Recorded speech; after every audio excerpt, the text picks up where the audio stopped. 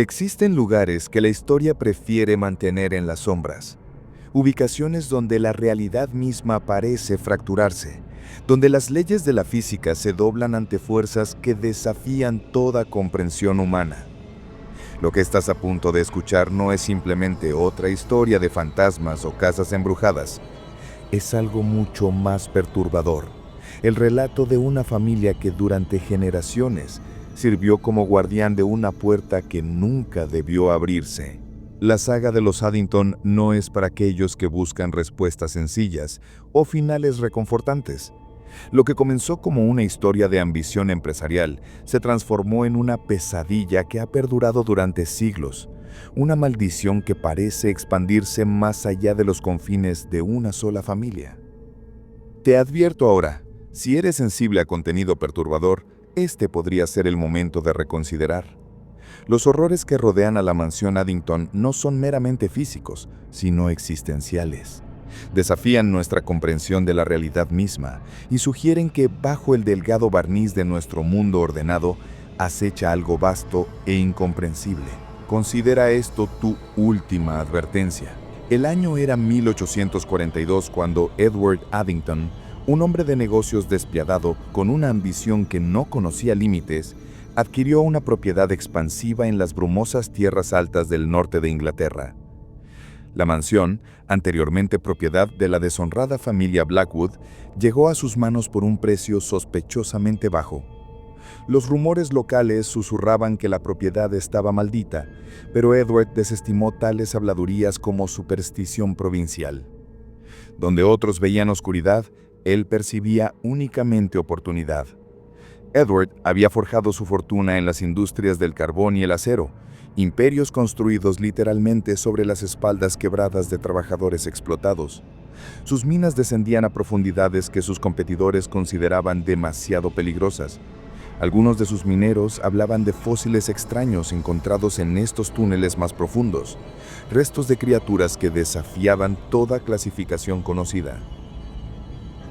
La reputación de Edward por su crueldad lo precedía. Aquellos que se le oponían tenían la inquietante costumbre de desaparecer, sus destinos sellados tras puertas cerradas. Los cuerpos de organizadores laborales ocasionalmente aparecían flotando en las orillas del Támesis, sus lenguas removidas quirúrgicamente. A pesar de su desdén público por la superstición, Edward mantenía una biblioteca privada de textos ocultistas y empleaba tutores para instruirlo en lenguas antiguas, hebreo, sánscrito y otras mucho más oscuras. Los visitantes a su residencia londinense reportaban haber vislumbrado extrañas reuniones durante las horas nocturnas, a las que asistían algunas de las figuras más influyentes de la sociedad británica. Los sirvientes hablaban en tonos susurrados de cánticos, olores extraños y huéspedes que partían luciendo disminuidos, como si algo esencial hubiera sido extraído de ellos. La región donde se asentaba la mansión estaba impregnada de historia antigua. Círculos de piedra neolíticos salpicaban los páramos circundantes y túmulos funerarios prehistóricos se anidaban en las sombras de la propiedad. Arqueólogos especulaban que el área servía como un sitio ritual significativo para culturas presélticas. Al mudarse a la mansión con su joven esposa Eleanor y sus 5 hijos, Edward encargó extensas renovaciones. Los trabajadores fueron traídos de lugares lejanos, ninguno era local, ya que los residentes de los pueblos cercanos se negaban a poner un pie en la propiedad. Muchos eran inmigrantes desesperados por trabajo e incapaces de entender las advertencias murmuradas en las tabernas locales. Desde el principio reportaron sucesos extraños. Muchos se quejaban de ruidos peculiares en las paredes, golpeteos rítmicos que parecían seguir patrones, casi como un código. Los trabajadores describían caídas súbitas de temperatura incluso en días cálidos de verano, puntos fríos tan intensos que su aliento se empañaba. Lo más perturbador era la inquietante sensación de ser observados, particularmente en el ala este, donde los hombres se negaban a trabajar solos. 3 trabajadores murieron bajo circunstancias misteriosas durante la renovación. El primero, un albañil llamado Gregory, cayó de un andamio mientras trabajaba en la fachada del ala este. Los testigos reportaron que momentos antes de su caída, Gregory había estado mirando fijamente algo dentro de la habitación. su expresión congelada en terror. El segundo, un carpintero llamado Thomas, se ahogó en el lago de la propiedad a pesar de ser conocido como un nadador fuerte. Su cuerpo fue descubierto flotando boca abajo, sin signos de lucha, excepto por sus ojos, que se habían vuelto completamente blancos. La tercera muerte fue quizás la más perturbadora. Un joven aprendiz llamado William fue encontrado colgando en el sótano, sin manera obvia de haber llegado a tal posición. La viga estaba a casi 5 metros de altura, sin muebles cercanos. Más desconcertante aún, la cuerda alrededor de su cuello no mostraba signos de nudo. Las autoridades locales, fuertemente influenciadas por las generosas donaciones de Edward, dictaminaron las 3 muertes como accidentes desafortunados. La construcción continuó a pesar de las fatalidades. En 6 meses, a un costo exorbitante tanto financiero como humano, la mansión Addington fue transformada en una vitrina de opulencia victoriana. El exterior presentaba una fachada gótica revival armoniosa, elevándose imperiosamente sobre terrenos cuidadosamente ajardinados. Pero el interior era una mezcla desorientadora de estilos, que reflejaba las obsesiones eclécticas de Edward. Candelabros de cristal colgaban de techos artesonados, pintados con cartas astronómicas de precisión sospechosa, representando cuerpos celestiales desconocidos para la astronomía de la época. Pinturas invaluables adornaban paredes de carmesí profundo, muchas representando escenas de tradiciones mitológicas oscuras, ritos sacrificiales y entidades que no eran ni completamente humanas ni completamente bestiales. Lo más impactante era la librería, que ocupaba toda el ala oeste de la mansión. 3 pisos de altura con escaleras en espiral. Albergaba una de las mejores colecciones privadas de libros raros en Inglaterra. Más allá de los clásicos esperados, la colección de Edward incluía tomos antiguos encuadernados en materiales que desafiaban fácil identificación. Los eruditos describían textos en idiomas que no tenían hablantes conocidos, escritos en sustancias que no se parecían ni al papel ni al pergamino. Estos libros se mantenían en una sección especial detrás de puertas de vidrio cerradas con llave. Sin embargo, a pesar de su grandeza, había algo innegablemente opresivo en la atmósfera de la mansión Addington. Los huéspedes invitados a la elaborada celebración de inauguración raramente se quedaban a pasar la noche. Eleanor Addington, una vez vibrante y sociable, se volvió cada vez más retraída cuando el invierno se profundizó. Donde antes había sido conocida por su ingenio y conversación animada, ahora hablaba poco en reuniones sociales, su mirada distante y perturbada. Despidió a su doncella de muchos años, alegando que la mujer la estaba espiando, y comenzó a rechazar la comida preparada por el personal de cocina, subsistiendo en gran parte de té y tostadas secas que preparaba ella misma. Hablaba de escuchar risas de niños en corredores vacíos y ver figuras oscuras pasar por puertas. Lo más preocupante era su nuevo hábito de detenerse a mitad de oración, inclinando la cabeza como si escuchara una voz que solo ella podía oír. Edward desestimaba sus preocupaciones, atribuyéndolas a histeria femenina, pero Eleanor sabía que había algo más. Comenzó a llevar un diario, documentando los extraños sucesos que Edward tan fácilmente desestimaba. Su escritura, una vez elegante y controlada, se volvió cada vez más errática. Encontré a William hablando con la pared en el ala este de nuevo. Cuando le pregunté con quién estaba hablando, me dijo, «La dama triste que vive adentro». Edward dice que es meramente imaginación infantil, pero William la describió con tal detalle. El collar de encaje de su vestido, los botones de perla en su espalda, la mancha oscura extendiéndose en su abdomen. Los gemelos han desarrollado un juego peculiar que llaman las personas huecas. Se turnan para pararse perfectamente quietos mientras el otro los cubre con sábanas y pretende extraer algo invisible de su pecho. Cuando le pregunté a Alexander qué estaban removiendo, respondió, «La luz interior, madre. Eso es lo que quieren de nosotros». A medida que el estado mental de Eleanor se deterioraba, Edward se volvió cada vez más ausente. Su complexión tomó un matiz grisáceo y perdió peso rápidamente. su estructura, una vez robusta, volviéndose casi esquelética. Había una energía febril en él, una intensidad maníaca que se manifestaba en ráfagas de actividad seguidas por días de casi catatonía. El personal doméstico reportaba que a veces se le encontraba parado inmóvil en esquinas extrañas de la casa, mirando fijamente paredes en blanco, murmurando ecuaciones en idiomas que ninguno de ellos reconocía. Los niños fueron en gran parte dejados al cuidado de niñeras y tutores, la mayoría de los cuales rara vez duraban más de unas pocas semanas. El joven William desarrolló un tartamudeo y comenzó a orinarse en la cama. Los gemelos Alexander y Victoria parecían comunicarse en un lenguaje privado. Solo Charles, el mayor a los 16 años, parecía relativamente no afectado, aunque los sirvientes notaron que había comenzado a llevar un abrecartas de plata en todo momento y abarricaba la puerta de su dormitorio por las noches. El punto de inflexión llegó en una noche tormentosa de noviembre de 1843. Eleanor, incapaz de dormir, vagó por los corredores del ala este, un área que Edward había declarado inexplicablemente fuera de límites para todos. La última entrada coherente en su diario describe su decisión de desafiar esta prohibición. Ya no puedo soportarlo más. Los sonidos desde detrás de las paredes se han vuelto insoportables. No solo llantos ahora, sino gritos que atraviesan mis sueños. Edward ha prohibido que cualquiera de nosotros entre al tercer piso del ala este, pero él mismo pasa horas ahí. Esta noche descubriré qué secreto guarda. Usando una llave robada, Eleanor accedió a la escalera cerrada que llevaba al tercer piso del ala este.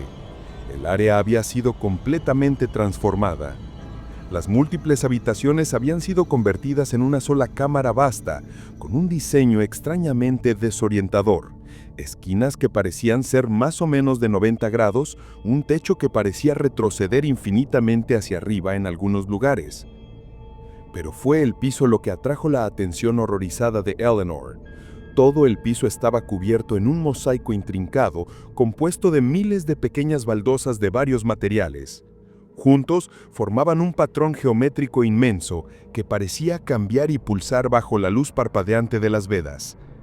En el centro había una depresión circular de aproximadamente 2 metros de diámetro. Detrás de una pared falsa oculta por un tapiz, Eleanor encontró una cámara escondida. Las paredes estaban cubiertas de símbolos extraños grabados en la piedra. En el centro había un pedestal sosteniendo un libro encuadernado en cuero. Eleanor lo describiría más tarde como antiguo más allá del cálculo, su cubierta fabricada de algún material que no me atrevo a contemplar. Las páginas contenían escritos en varios idiomas, algunos reconocibles como latín y griego, otros completamente ajenos.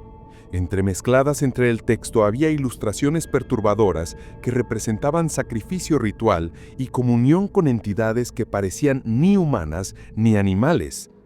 El examen cuidadoso de estas imágenes reveló un patrón terrible. Cada una representaba una cámara circular con un patrón de piso distintivo, idéntico al de la habitación que Eleanor acababa de dejar.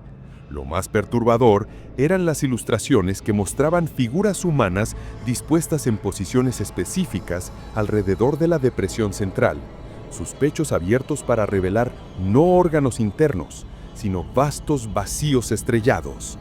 Las últimas páginas del libro contenían nombres y fechas que abarcaban siglos, con el nombre de Edward Addington y la fecha del 21 de diciembre de 1843, el solsticio de invierno, inscritos con tinta fresca. Eleanor había descubierto el secreto más oscuro de Edward. Su fortuna no había sido construida solo en la perspicacia comercial, sino en conocimiento prohibido y pactos terribles con fuerzas más allá de la comprensión humana.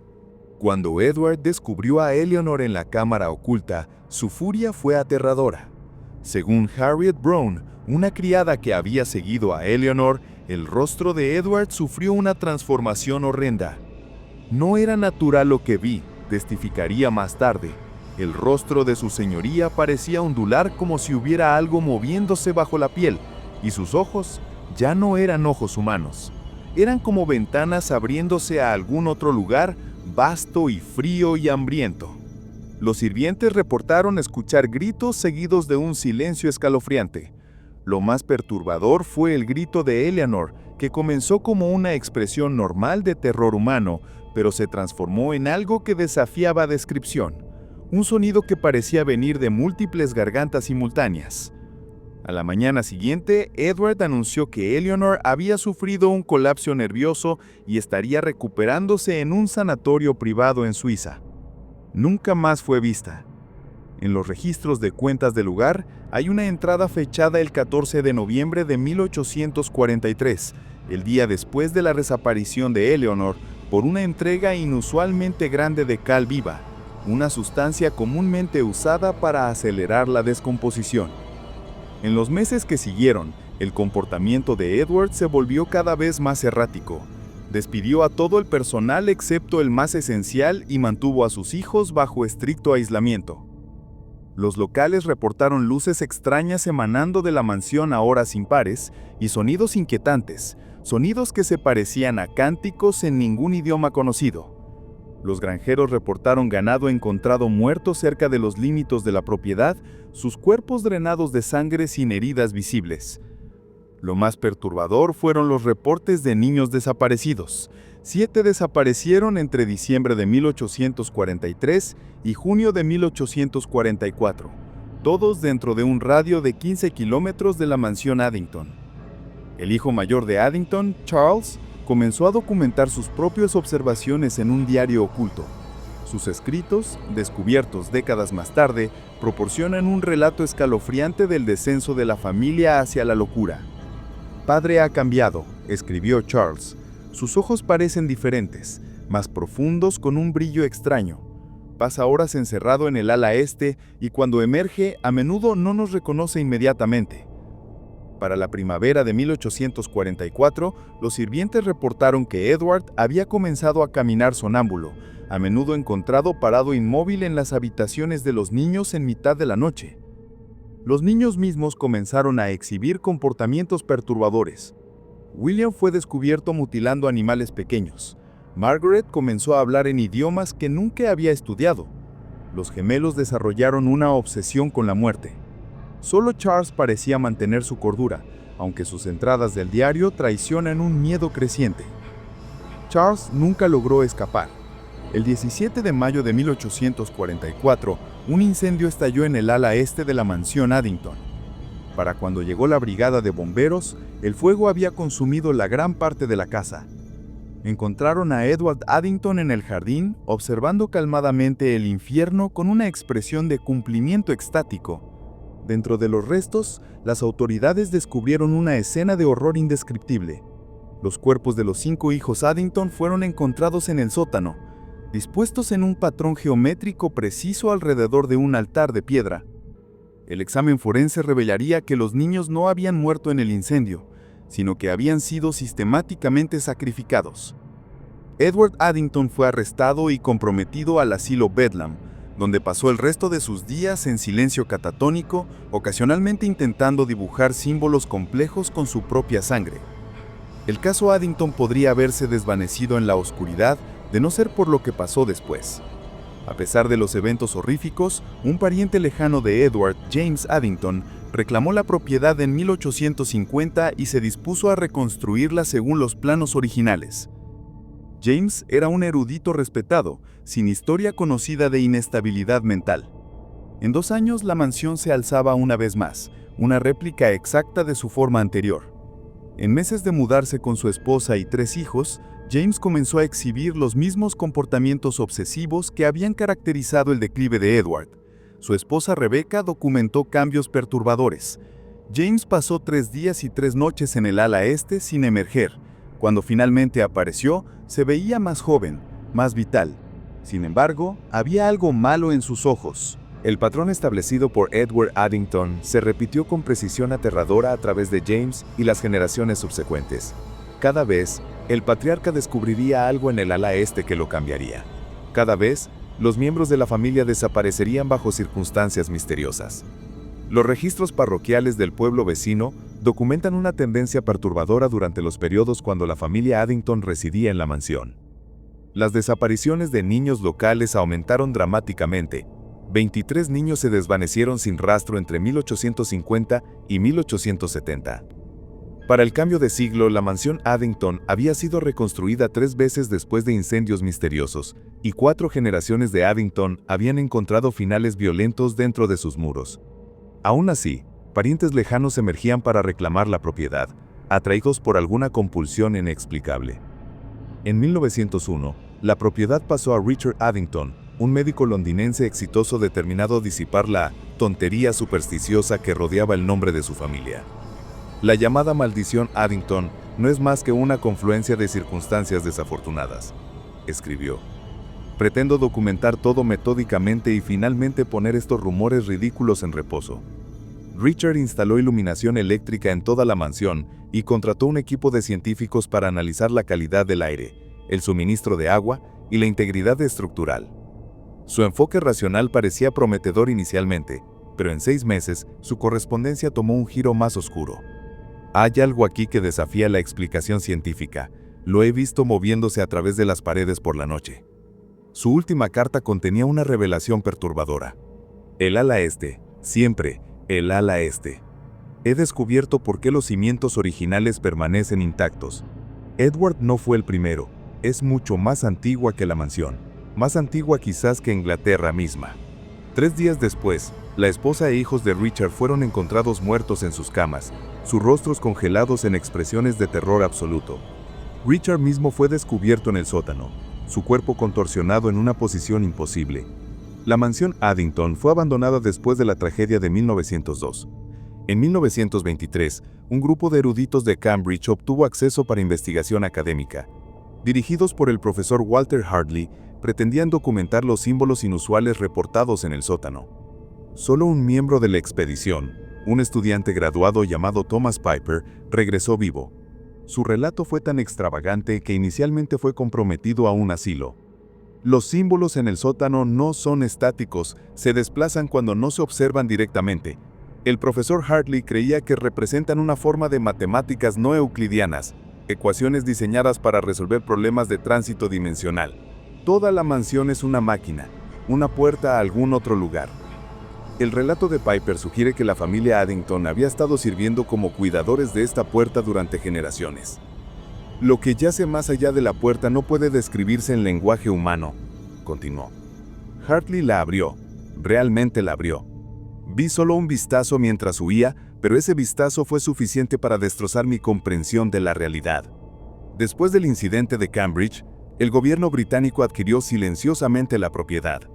Los registros oficiales indican que fue reutilizada como una instalación de almacenamiento militar, pero documentos desclasificados revelan una historia diferente. Entre 1939 y 1945, una unidad especializada conocida como la División de Amenazas Extraordinarias, DAE, ocupó la mansión estudiando los fenómenos reportados para posible aplicación en el esfuerzo de guerra. El coronel James Blackwood dirigió las operaciones. Sus reportes describen energías anómalas y distorsiones de realidad localizadas centradas alrededor del ala este. Lo que sea que exista bajo la mansión Addington desafía la comprensión convencional. Parece responder a la intención y emoción humana, particularmente el miedo y el deseo, escribió. La DAE condujo numerosos experimentos, la mayoría terminando desastrosamente. Los sujetos de prueba exhibían deterioro rápido de la personalidad, seguido de catatonía o violencia extrema. Para 1944 las bajas se habían vuelto insostenibles.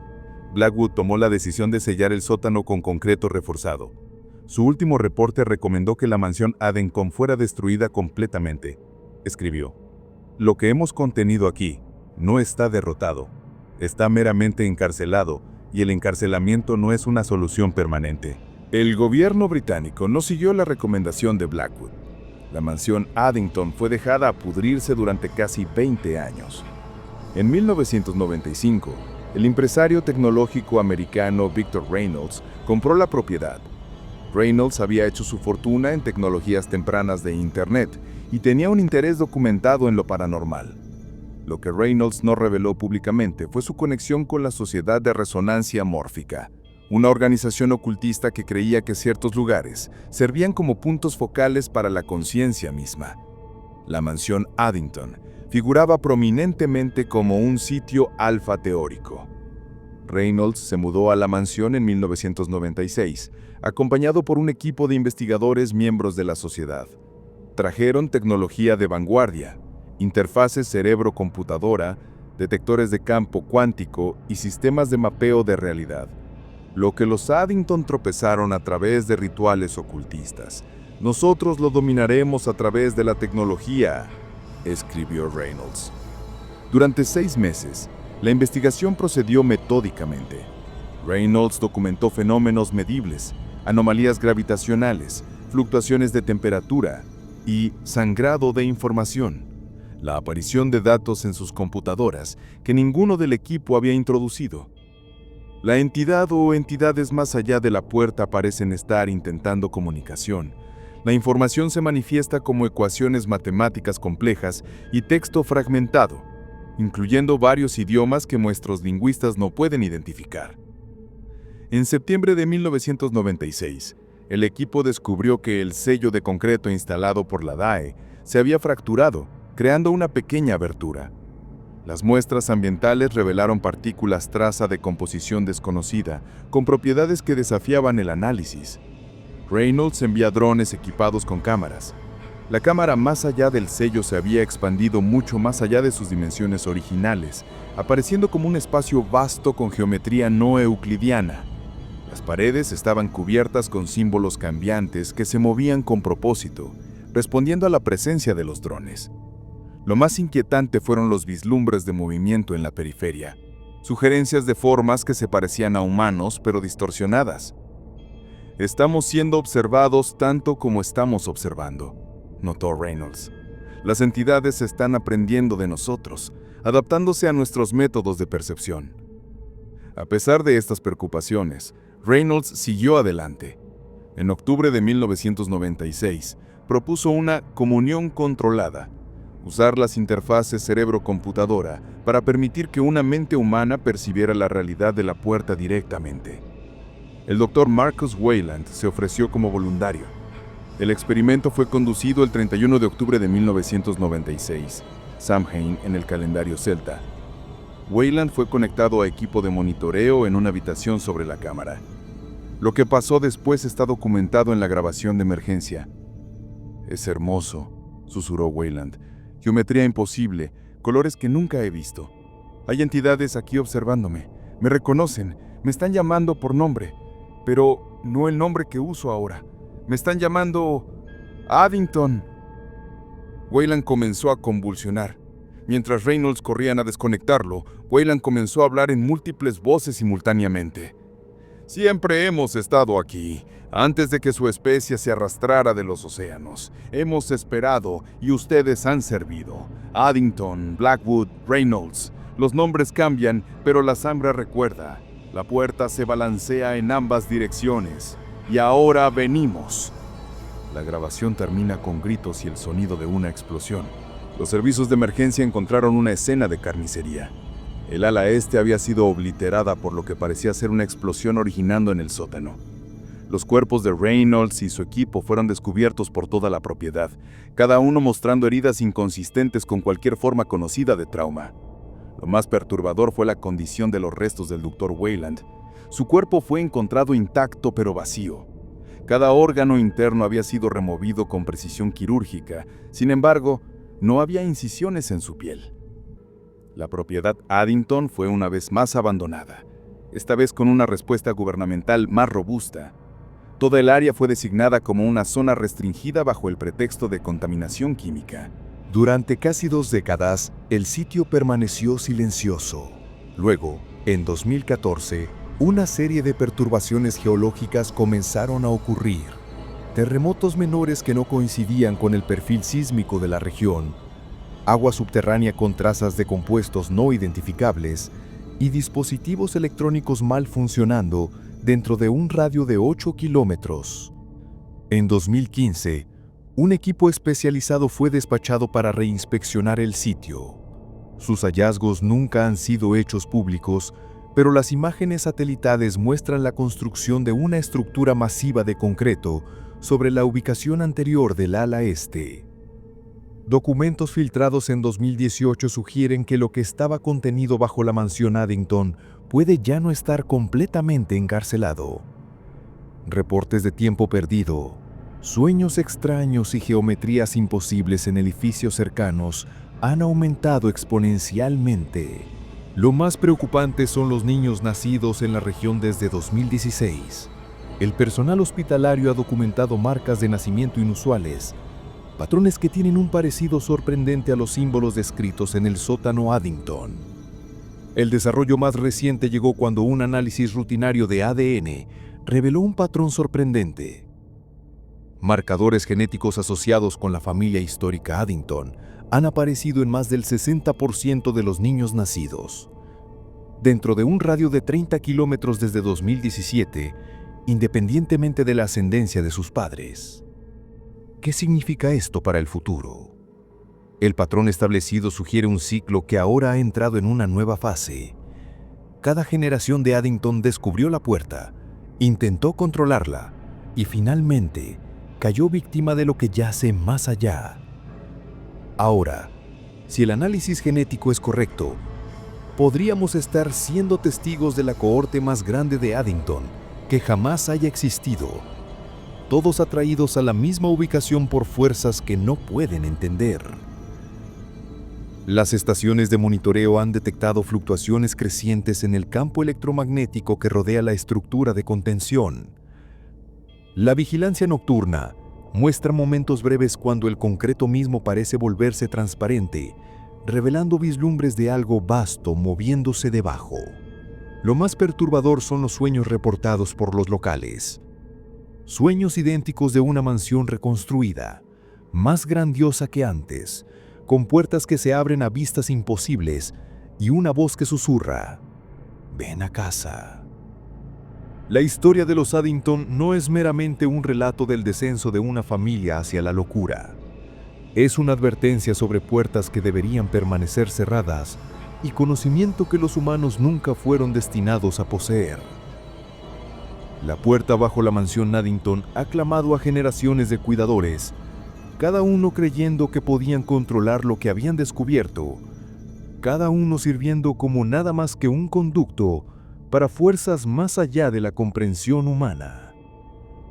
Al concluir este capítulo oscuro, debemos preguntarnos: si el patrón se mantiene verdadero, ¿qué pasa cuando no solo una familia, sino una comunidad entera de Addingtons genéticos alcanza la madurez? ¿Qué ceremonia podrían realizar y qué podría finalmente emerger de detrás del telón que ha separado nuestra realidad de lo que espera más allá? Para aquellos interesados en visitar la región, debemos enfatizar que la antigua propiedad Addington permanece estrictamente fuera de límites. Aquellos que han intentado violar el perímetro han sido invariablemente aprehendidos por personal de seguridad, al menos aquellos que han regresado. A los residentes de las comunidades circundantes, particularmente aquellos con niños nacidos desde 2016, las autoridades médicas recomiendan evaluaciones psicológicas regulares y reporte inmediato de cualquier sueño o compulsión inusual, especialmente aquellos que involucren patrones geométricos. La historia de los Addington sirve como un recordatorio escalofriante de que algunos misterios no están destinados a ser resueltos, algunas puertas no destinadas a ser abiertas. Detrás de la gran fachada de la mansión Addington, algo más siempre ha existido: paciente, antiguo y hambriento. Y si el patrón de la historia es alguna indicación, está más cerca ahora de emerger que nunca antes. Duerme bien y recuerda que si sueñas con una mansión en los páramos, con un ala este que te hace señas, no entres. Algunas invitaciones, una vez aceptadas, nunca pueden ser rescindidas. Incluso ahora, en hogares a través del mundo, los límites entre realidades se adelgazan. En ciertos lugares los hambrientos siempre están observando, siempre esperando a alguien lo suficientemente curioso para invitarlos a entrar. Si te encuentras perturbado por sueños de una gran mansión en los páramos brumosos o escuchas susurros desde atrás de tus paredes, recuerda esto. Los Addington no fueron los primeros en caer víctima de fuerzas más allá de la comprensión humana, ni lo serán los últimos. El patrón continúa, la puerta permanece, y algo al otro lado ha aprendido a ser muy paciente. La verdad es que nunca escapamos realmente de la mansión Addington. En algún nivel profundo de la realidad, todos vivimos en sus sombras. Todos somos parte de su diseño. Y todos, eventualmente, escucharemos nuestro nombre siendo llamado desde el ala este. La única pregunta que queda es, ¿cuándo decidirás tú responder?